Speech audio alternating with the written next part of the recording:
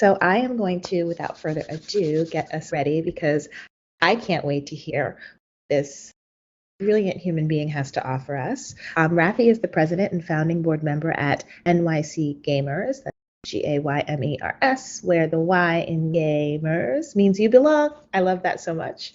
And we've been really blessed. When I met Raffy, they were it was at PAX, and they were in a room, and there were some people that weren't being very nice. And the love that I felt from NYC Gamers was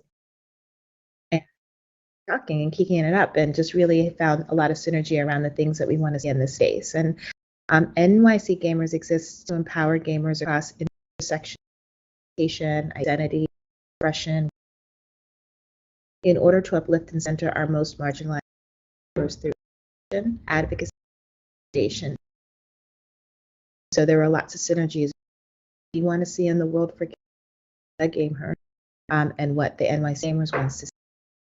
Raffy also is a manager, works as a manager. Oh, Murphy wants to get involved of hotline and training programs with NYC Anti-Violence, with the NYC Anti-Violence Project, and does so much work there, overseeing a bilingual hotline. Raffy supports staff and volunteers, providing emotional support, option clarification, and supportive services for LGBTQIA+ and HIV-affected members. Raffy is a legend to me, and you are all in for some inspirational words from me. So I am going to the scene and leave it to you, and I'll come back on and have a little key and questions and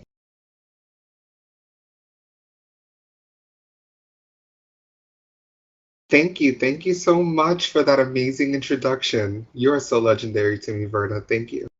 I'm assuming folks can hear me, and it's 5:02, so I have my phone with me just to keep track of time.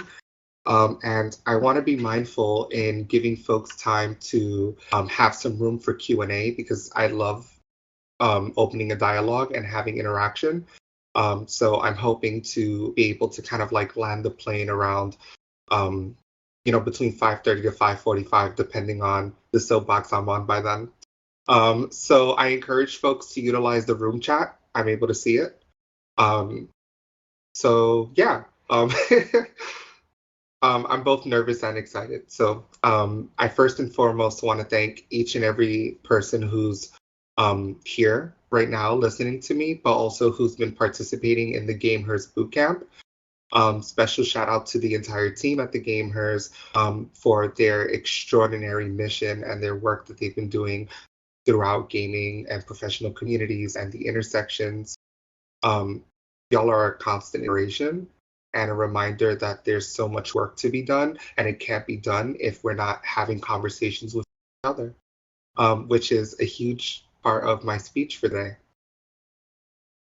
So in preparation for my keynote speech, I was thinking about the theme for the bootcamp this weekend, right? Learn, connect, and innovate. And I figured let's kind of like dissect that in a way that centers what I'm trying to have y'all leave with this evening, right? Starting with learn.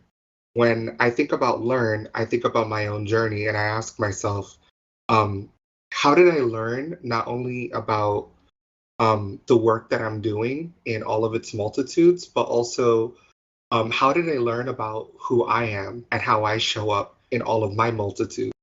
So I want to start by sharing with you a little bit about who I am and what my journey has been. So hi again, my name is Raffy. Some of y'all know me as Raffy Regulus or Regulus. Either way is fine.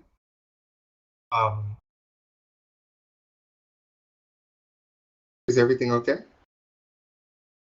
Okay. It's all good. Some of y'all know me as Raffy Regulus. Some of y'all know me by my my work name, Raffy Rios. Either way is fine. Regulus is a pen name that I gave myself for within my community, within queer community and in gaming and queer spaces. My handle, right? It's my gamer tag, all the beautiful things. But Regulus is also the name of the star in the heart of the Leo constellation because I'm a Leo. And for book nerds, I've always loved the name Regulus because Regulus Black was Sirius Black's brother in the Harry Potter books. And I grew up reading those books, and I still feel like to this day, if it wasn't for how problematic she was, I would have loved for there to have been a spin-off about him specifically. Thank you, fan cam literature. But I digress. Um, a little bit more about me. So starting with more of the like professional centered stuff, I am my day job, right? I am the supervising manager of hotline and training programs with the New York City Anti-Violence Project. AVP is a 40 plus year nonprofit community-based organization who have for decades now in New York City and beyond. Their mission is to end violence acting LGBTQ and HIV affected survivors of violence. I first got involved with AVP 8.5 years ago. Wow. And actually a little bit more like before that, because I actually started out as a volunteer with AVP. I used to volunteer by going to their Pride events, and I used to go to their annual fundraiser, the Courage Awards. And it was there that I was able to learn more about the 24-hour free, confidential, bilingual crisis hotline that AVP operates. And I started having conversations with folks in my community about it and asking, how do I get involved in it, right? And at first I wanted to just, volunteer as a hotline volunteer because I felt that the experience was so monumental.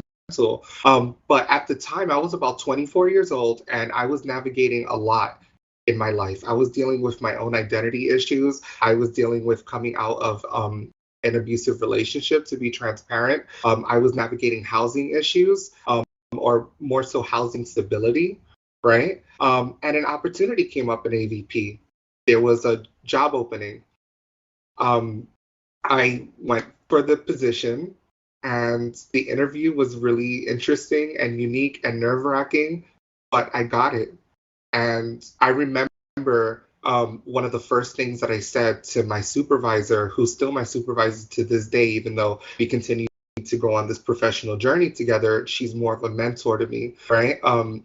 I said to her when I first started working at AVP, I need a place that's willing to invest in me. And if you invest in me, I will plant seeds, I will plant roots, and I will invest in you. I want this work relationship to be reciprocal because I'm tired of feeling like I am trying to build a career for myself. I'm trying to build a work experience. And I constantly feel like I'm being grabbed at like a weed in the garden. I was so sick of it. I care so much about my community and having an impact. And that's why I was always, navigating nonprofit work. And AVP was the place where I started feeling like I could finally center who I am and where I want to go in my professional trek. It was a bumpy road, I had to unlearn so much. It was at AVP, at the Anti-Violence Project, that I had to first identify a lot of workplace trauma that was impacting me, right? But also, I had the unique experience of working with a bunch of social workers, which means that every conversation ends with, and how do you feel? And how does that make you feel? So I was in a very vulnerable place. And you're talking about someone who's like, I'm Raffy, I'm 24 years old, born and raised in the Bronx, I'm Black Puerto Rican, Afro Boricua, gang, da da da da, right? And I'm living my best life authentically, but I fight. I'm very like, on edge. I'm very like I'm trying to like push past the glass ceiling.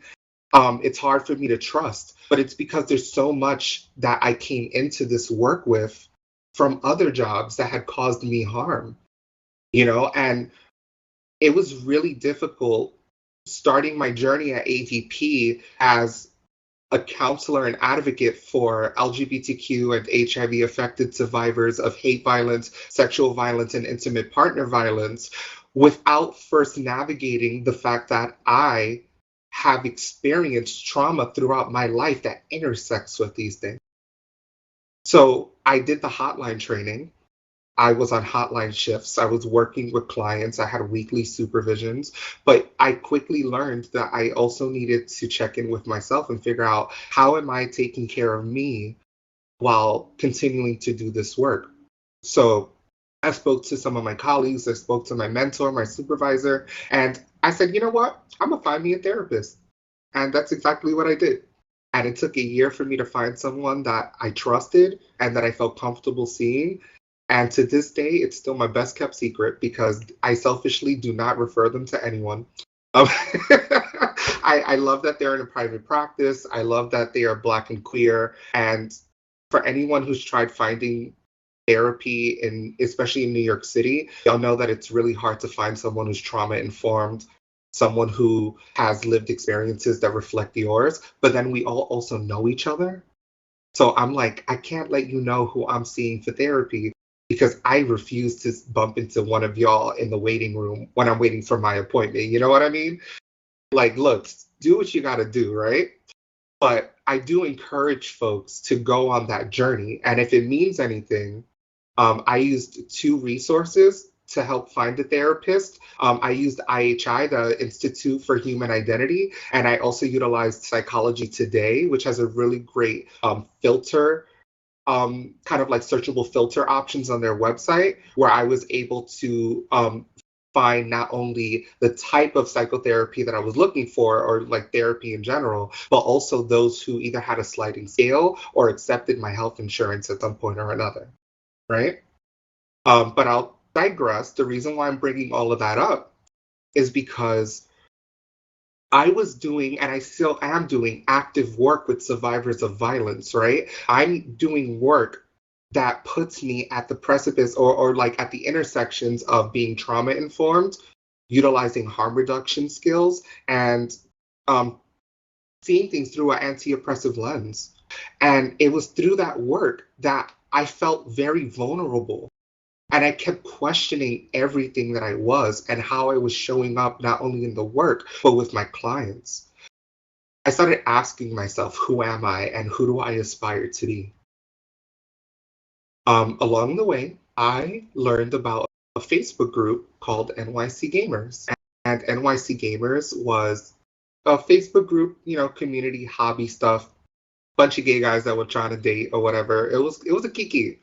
And somebody had advertised Shane Cherry.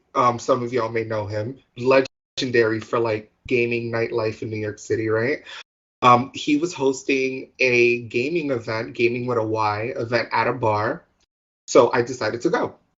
And it was the first time that I was able to play Super Smash Bros. And talk about all this like gaming, geeky, nerdy stuff with other gay guys in my community, right? And I was able to meet a lot of really interesting people because of that.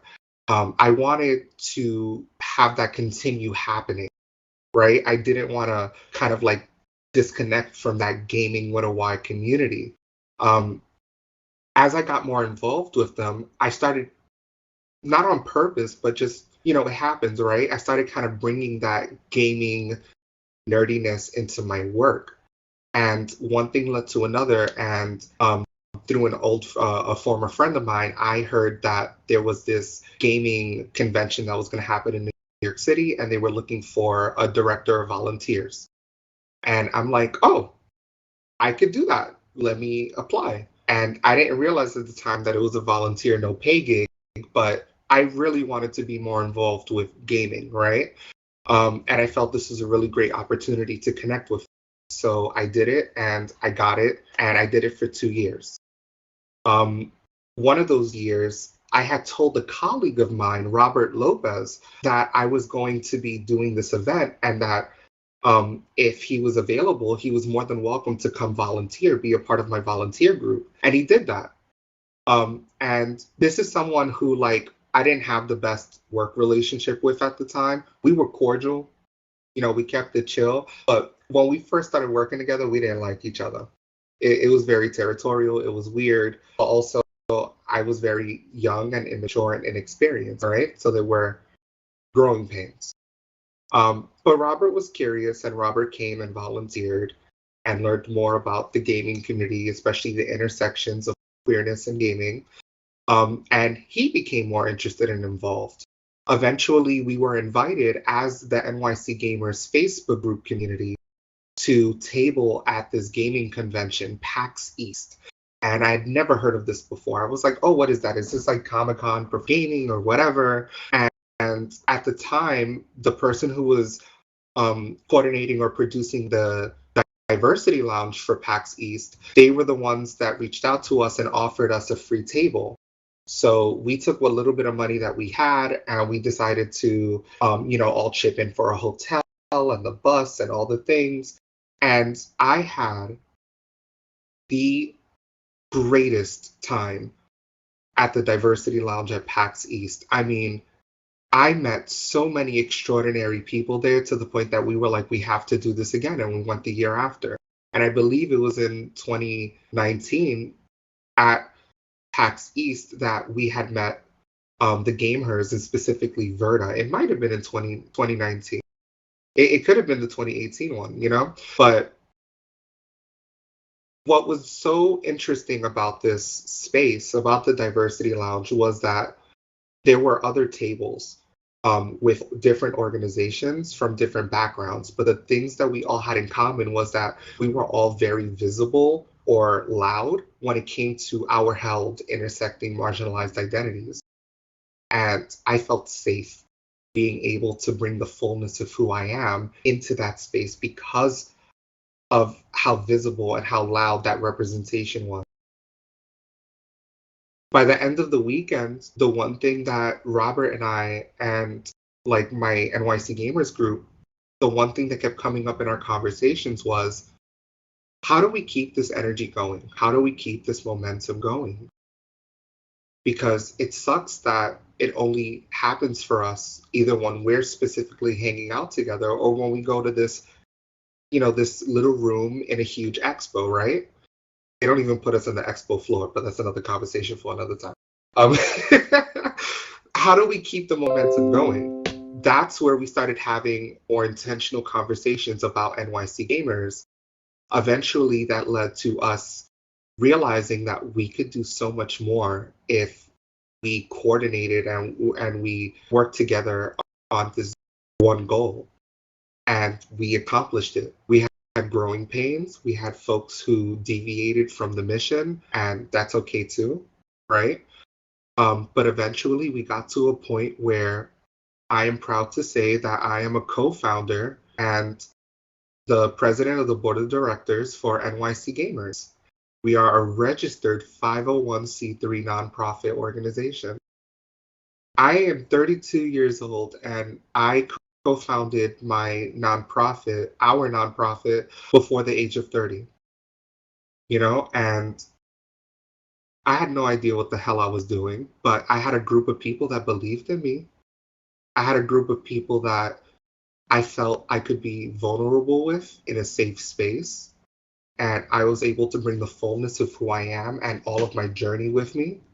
And I also had the privilege of having colleagues from AVP that came into the NYC Gamers role with me, like Robert, right? Who's still our treasurer on the board, right?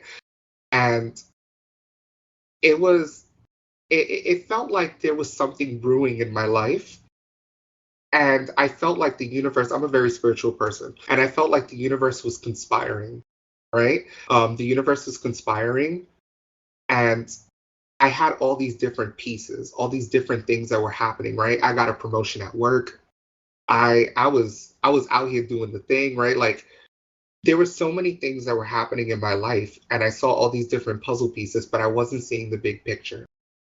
I had my therapist, I have my support system, my amazing friends, my chosen family, and I would keep talking to them and I would tell them, I feel like something is saying, I feel like all of this is happening for a reason. It was through this journey that I realized that what was missing for me was I kept compartmentalizing so much of who I am in these different containers in my life.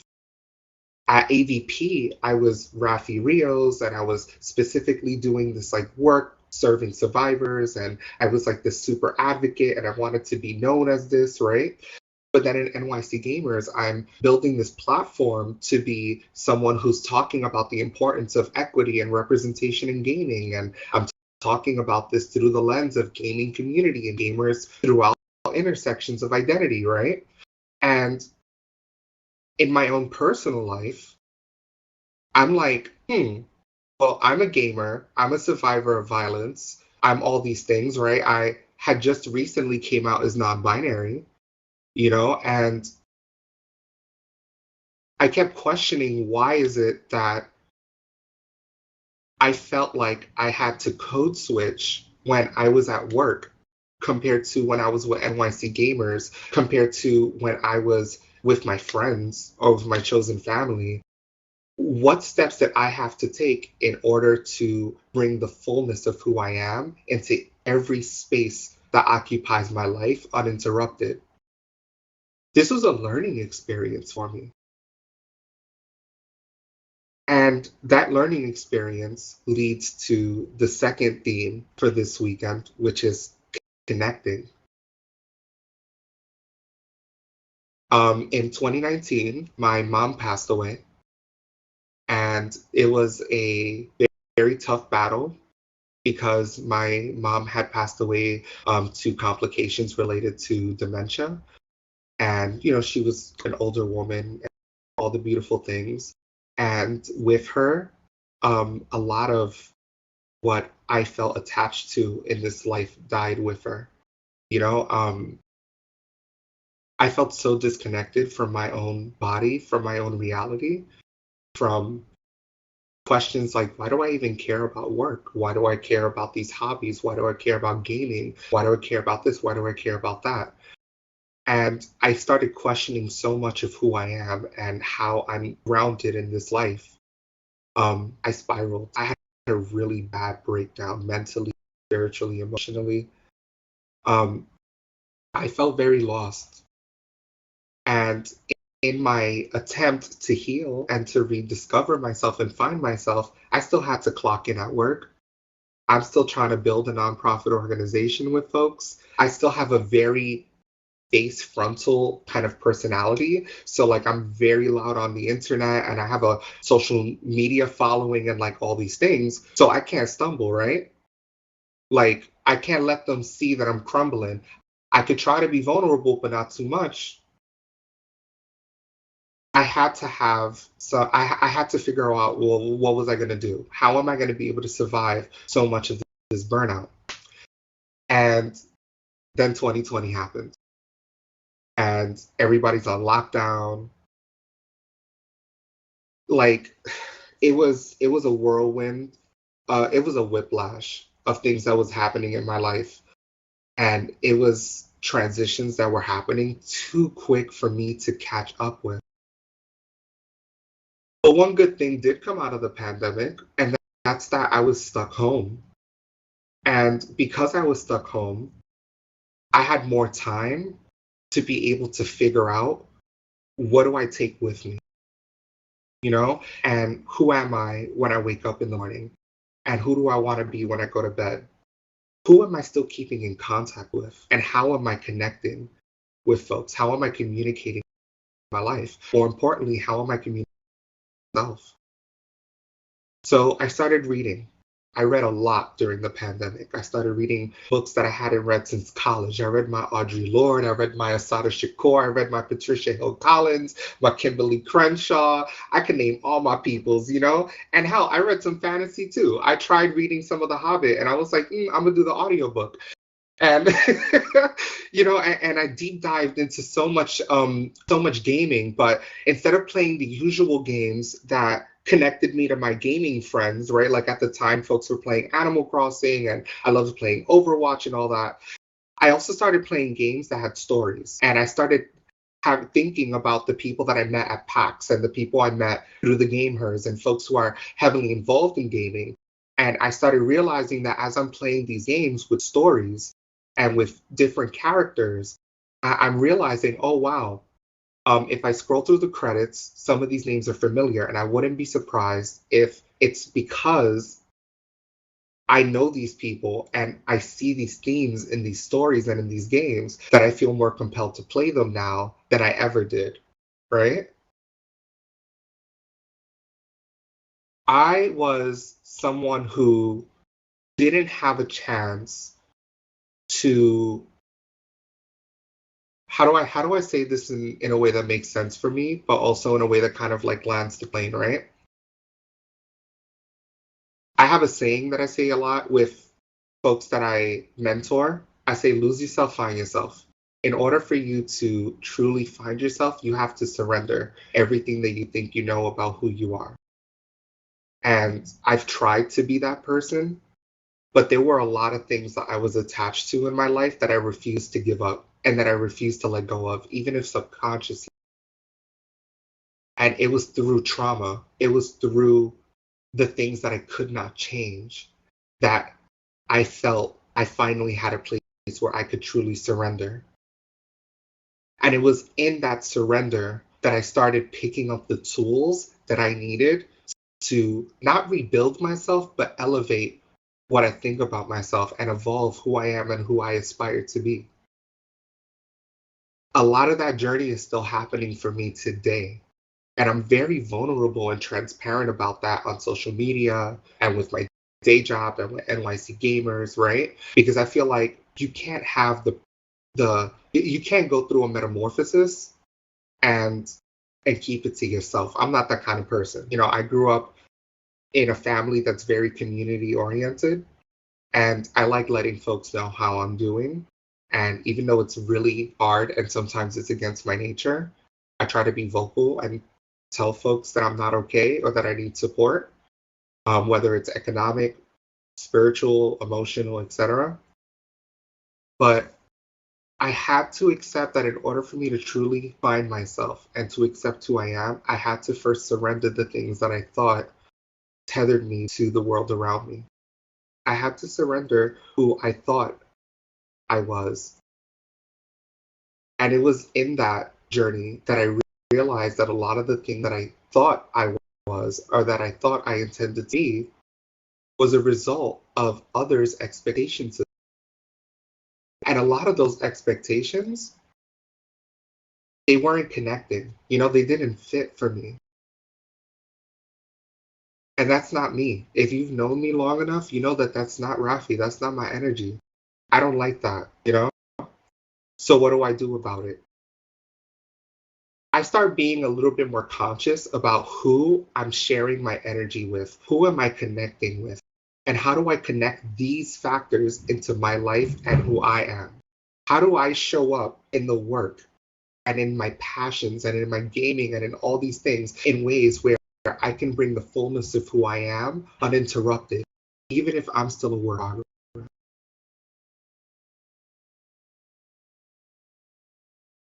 I love NYC Gamers because I have an amazing community of people who create this safe space for me to show up, and I can change at any given time and I still feel like I'm seen and I'm heard and I belong in that space. No matter how much I transition, no matter how much I have these ideas and then they change the next day or whatever, I'm still able to show up and feel like this is home for me. I'm bringing the fullness of who I am in. I did the same thing at work. You know, at AVP, I busted my ass to become a manager. And now I'm supervising someone. And I'm not done. I'm still growing. You know, I'm already talking to my boss about, all right, how do we make this program a department? How do I end up on the other side of the table so that I can be a director? Right? What tools can I gain at a leadership level so that when NYC Gamers has a budget and it's time for them to explore having an executive director, how can I present a resume that has the skills needed so that I can achieve that goal, so that I can be in a place where I belong and that I'm fighting for and that I've earned, right?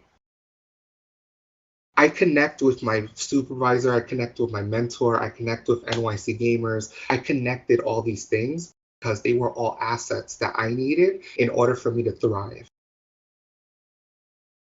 I needed to accept that in order for me to find true happiness in my life and with the life that I'm living, I could not leave part of myself at home, and I couldn't leave part of myself in separate.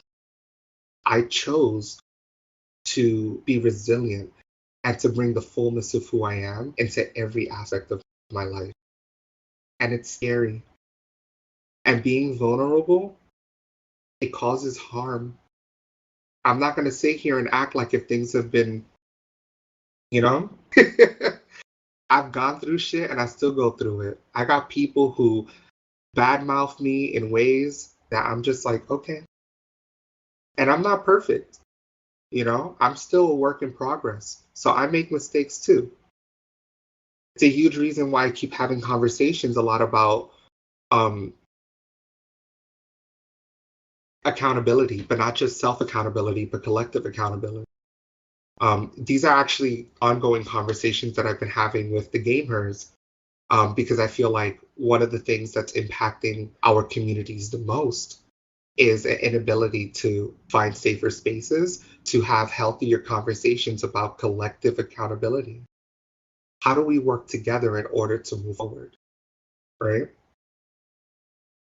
But I am grateful because even though I don't have all the answers, it was through my journey that I learned who I felt safe connecting with and how those connections amplify who I am as a person.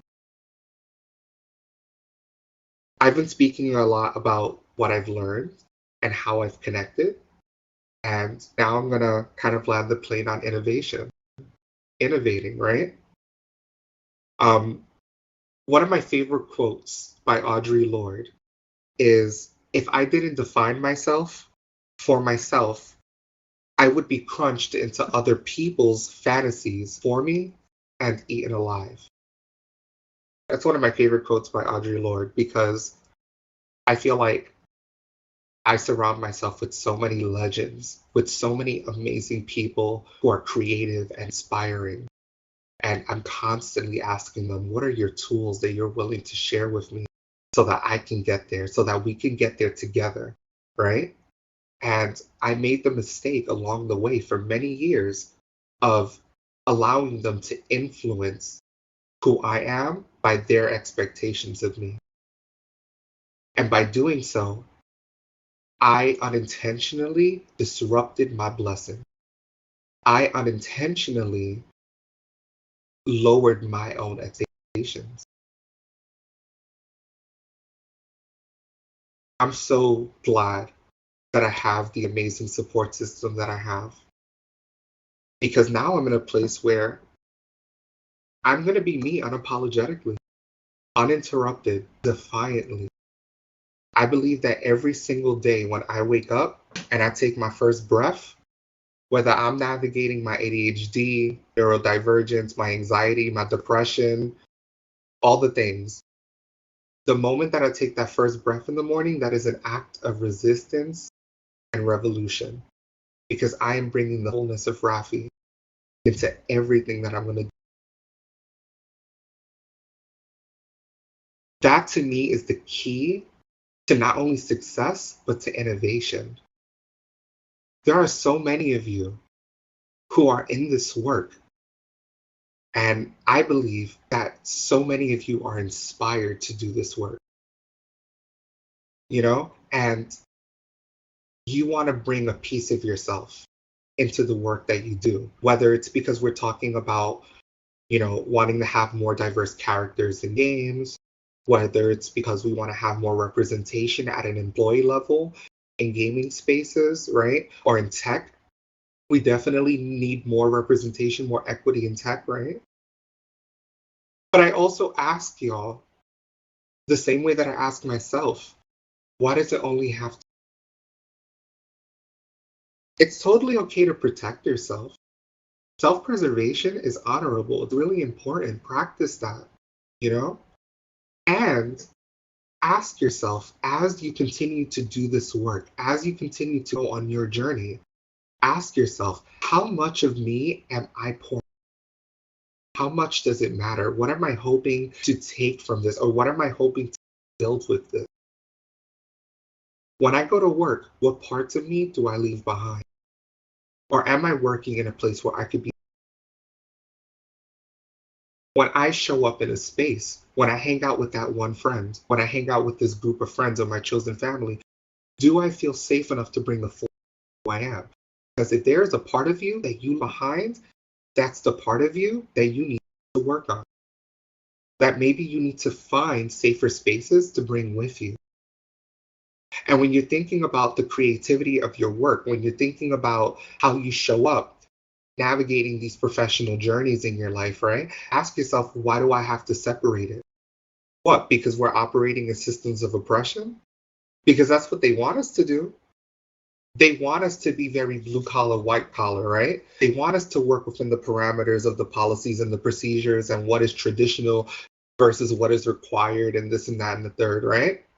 We know, we are all on LinkedIn. We know that there's certain language that the algorithm feeds into, right?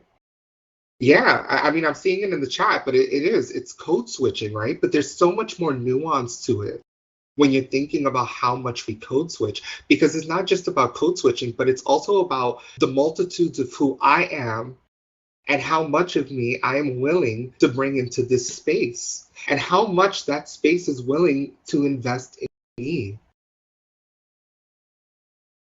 I've had opportunities presented to me in the past year alone that I've had to sit with and think about, whether it was an opportunity to change careers, whether it was a contracting job, whether it was um, a partner, dating. And the one thing that I kept having in my mind as like a mantra, a philosophy for me is, if I choose to take this path, how much of me do I get to bring with me? Because if I can't bring the fullness of who I am into this next role, I humbly decline. Can't do it. I can't take that promotion. I can't take that raise. I can't date this guy. I can't date this person. I can't do this. I can't do that, because I've worked too damn hard on the fullness of who I am to even leave a piece. That is the key to your innovation. So many folks, they want to be a part of what's next. We think about Web3, we think about crypto, we think about social media, and we think about politics, we think about next gen, we think about gaming and the revolution of it all and all these beautiful things, right? We think about space and how much we're learning from James Webb and the telescope. We're always thinking about our futures and our presence in the future. And what I challenge each and every one of you to do is to ask yourselves, what are you doing to make sure that each and every day that you are present within your future, you are making sure that you are bringing the fullness of who you are and all of its intersections? How do you defy systems of oppression? How do you defy white supremacy and colonialism and the cis heteropatriarchy and Eurocolonialism? How do you defy these things? By bringing the fullness of who you are in each and every space that you choose to plant your feet on. How are you doing that? I'm still on my journey. I don't know what tomorrow's going to bring for me. You know, I'm still living paycheck to paycheck in the Bronx. I'm still doing what I got to do to figure out what's next for me. You know, but in the meantime, I love where I'm at in my life. I love my job, even though it is a pain in my behind. And I know that I deserve better, and I know that I deserve more, and I am hungry for it. I love NYC Gamers, even though I know that I am doing so much for free as just a board member. And I am serving an organization that does not have a budget and deserves more and can have such amazing impact in our communities once we pass that threshold. All I know is whatever tomorrow brings, you're going to see all of Raffy in it, whether it's in a boardroom or if it's in a negotiation for a grant or a fundraising opportunity, or it's me starting my own company, or even here in a keynote speech. You're going to get all of me uninterrupted because I ain't got time for the formative and I ain't got time for the respectability politics. I don't have time because I've worked too damn hard to persevere. I've worked so damn hard to give myself a meaning to keep on living. So with that, I encourage each and every one of you to please give yourself time to be proud of yourself for everything that you've accomplished up to this point. Think about all that you've think about the ways in which you've connected with yourself and those around you. And think about the ways that you are a participant in education. Think about that and ask yourself, how am I doing knowing that I have the potential to bring the fullness of myself in all of these journeys? And know that I'm going to be there with you because I am so very proud, because I know how hard it is to find that pride in myself. With that, I want to say thank you. I want to be mindful of the time. I want to open up the floor to Q&A, but I'm also going to first pass the mic to Verda. I don't want the mic. I'm over here just feeling the feels, all the stuff. Just what a brilliant and beautiful way to end our time together. But I do want to give people a chance to ask questions. And so in the chat, please put any questions that you might have. We'll have a little moment where we can all give love and vibes too. You are my spirit guide. Love it. Just would you like the tissues? They're amazing cells in the chat. I think the one question that I want to ask, because we did this one part where we have like a lot of people here that are trying to like break into the industry and be a part of the video game that are still, either just recently graduated or about to, or want to change careers. And what advice do you have for people that want to work, whether that be in the nonprofit or the for-profit space or whatever within the video? That's a really great question. I think that in whatever journey you're going to get on professionally, as someone who's trying to break in, whether it's the gaming industry, whether it's tech, whether it's nonprofit circuits, anything at all, I think that we are in the best position that we've ever been as a people, as a society, to really think about how much of ourselves we're bringing into our introductions. I just recently made a LinkedIn, like maybe in January, and it's still a work in progress. I'm still trying to figure it out, right? But what I do appreciate is that I am not holding back on who I am and what I contribute to the positions that I am applying for or the partners that I'm working with, right? And I encourage you to explore that. A lot of us grew up with those similar life skills around resume building and like cover letters and portfolios and stuff, right? Ask yourself, how much of you are you bringing to this, right? Because something that a lot of organizations are fighting for right now is diversity, equity, and right? And like people from my backgrounds, like we get it. We don't want to be the token. We don't want to find ourselves in a position where we're feeling even more we're feeling microaggressions, we're feeling even more marginalized. The work we're doing, maybe we're entering a industry that wasn't made for me, right? But if your passion is leading you on that road, right? If this is what your heart's desire is, you have to believe that the universe is going to conspire to make it come true. And you better not show up half-assed. You have to bring the fullness of art into industry, because otherwise you're just performing. You're just performing. If I wanted to hire someone who's going to perform like a cis white man with a trust fund, then I'm just going to hire another cis white man with a trust fund. There's no shade. Show me who you are. I want to know if you have a college degree or not. I want to know. I want to know what made that decision for you, right? Like I want to know who you are, where you're from, what your aspirations are. If you are developing a game or designing an app or doing something in tech or something, I want to know why you're doing these things and how it connects to who you are and where you're headed. And look, if you ever find yourself in a room getting interviewed for a job that doesn't care about any of that, it's your choice how you want to survive because the bills need to get paid. Do what you got Yeah. to do. I get it. I hear you.